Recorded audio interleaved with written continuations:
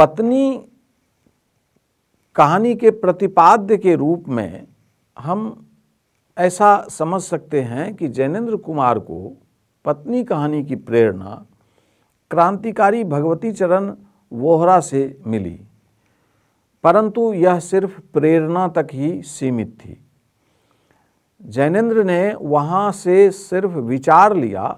सुनंदा पूरी तरह जैनेंद्र की पात्र है। यशपाल ने भी सिंहावलोकन में भगवती चरण वोहरा की पत्नी दुर्गा देवी के बारे में लिखा है। यशपाल ने लिखा है कि दुर्गा देवी बहुत जोखिम उठाकर क्रांतिकारियों की मदद किया करती थी, जबकि जैनेंद्र कुमार की सुनंदा एक साधारण गृहिणी है। वह न स्वतंत्रता के बारे में जानती है, न ही भारत माता के बारे में। विचार ही जैनेंद्र कुमार के लिए कहानी रचना का प्रस्थान बिंदु है। वे स्वयं स्वाधीनता आंदोलन में हिस्सेदारी कर चुके थे, गांधी के अहिंसा के कायल थे। क्रांति और विद्रोह के प्रति उनके भीतर एक आकर्षण था। पत्नी कहानी के माध्यम से उन्होंने देश के लिए सब कुछ न्योछावर करने वाले क्रांतिकारियों के आंतरिक और उनके पारिवारिक जीवन को देखने की कोशिश की। क्रांतिकारियों को उन्होंने करीब से देखा था। वे यह भी समझ चुके थे कि देश के लिए सर्वस्व त्याग करने वाले ये क्रांतिकारी अपने घर परिवार के प्रति कितने निष्ठुर या निरपेक्ष थे। उन्होंने लिखा कि धूप को तोड़ो तो नाना रंग बनते हैं, अन्यथा धूप केवल उजली होती है। यानी क्रांतिकारी को अपनी मनोरम अभिलाषाओं से मंडित करके जो हम देखते हैं, सो शायद यथार्थ सत्य नहीं देखते हैं। उसे निरपेक्ष परिप्रेक्ष्य में देखा जाए तो चित्र तब शायद बदला हुआ दिखे। उतना मोहक भी चाहे वह ना हो, चलो प्रयोग करके देखें। पत्नी कहानी में जैनेंद्र ने इसी विचार का प्रयोग किया है। इस कहानी में उन्होंने क्रांति के पीछे एक साधारण स्त्री की संघर्ष गाथा को अत्यंत संवेदनशील ढंग से प्रस्तुत किया है। सुनंदा की दिनचर्या के माध्यम से जैनेंद्र ने एक घुटती स्त्री का जीवन चित्र खींचा है। इस कहानी में दो मुख्य पात्र हैं, सुनंदा और कालिंदी चरण। भारत माता को स्वतंत्र करने की इच्छा रखने वाले कालिंदी चरण को अपने घर की स्त्री की स्वतंत्रता का ख्याल नहीं है। वह अपनी ही दुनिया में मग्न है। उसे अपनी पत्नी की इच्छाओं आकांक्षाओं के बारे में सोचने की फुर्सत नहीं है। पत्नी कहानी में लेखक आज़ादी के उस पहलू को दिखाना चाह रहे हैं जिसमें आज़ादी मिल जाने पर भी स्त्रियों की स्थिति बदलने वाली नहीं है। इसके लिए वे एक तरफ कालिंदी चरण जैसे पुरुषों की मानसिकता चित्रित करते हैं, तो दूसरी तरफ स्त्री के परंपराग्रस्त मानसिकता को भी उद्घाटित करते हैं।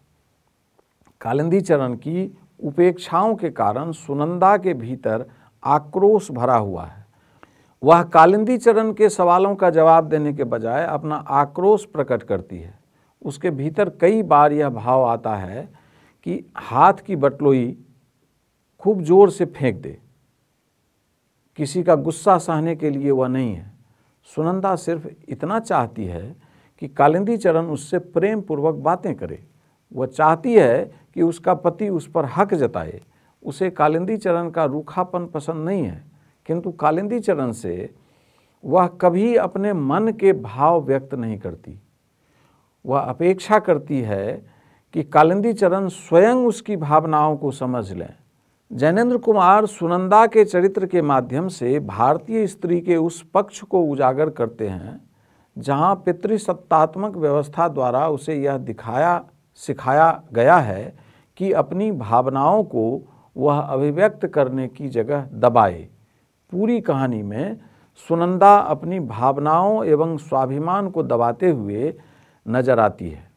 समालोचन ब्लॉग में पत्नी कहानी के बारे में रोहिणी अग्रवाल ने लिखा है कि दबे पांव स्त्री के अंतस में गहरी पैठ बनाते हुए वे न केवल उसकी दमित आकांक्षाओं और क्षत विक्षत सपनों को सतह पर लाते हैं, बल्कि बेहद अनायास भाव से स्त्री को स्त्री बनाने वाली पितृसत्तात्मक व्यवस्था के हृदयहीन चरित्र को भी प्रकाश में ले आते हैं।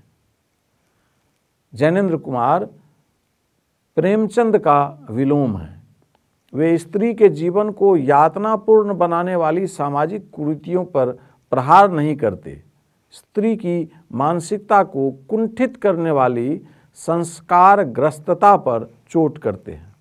इसलिए वे प्रेमचंद और प्रसाद की तरह स्त्री को पुरुष के प्रभामंडल में घेर कर स्त्री मुक्ति की बात नहीं करते, वरन पहले एक परतंत्र लैंगिक इकाई के रूप में स्त्री की व्यक्तित्वहीनता को उभारते हैं और फिर तदनुरूप यथास्थितिवाद से जूझने का आक्रोश पाठक के भीतर भरते हैं।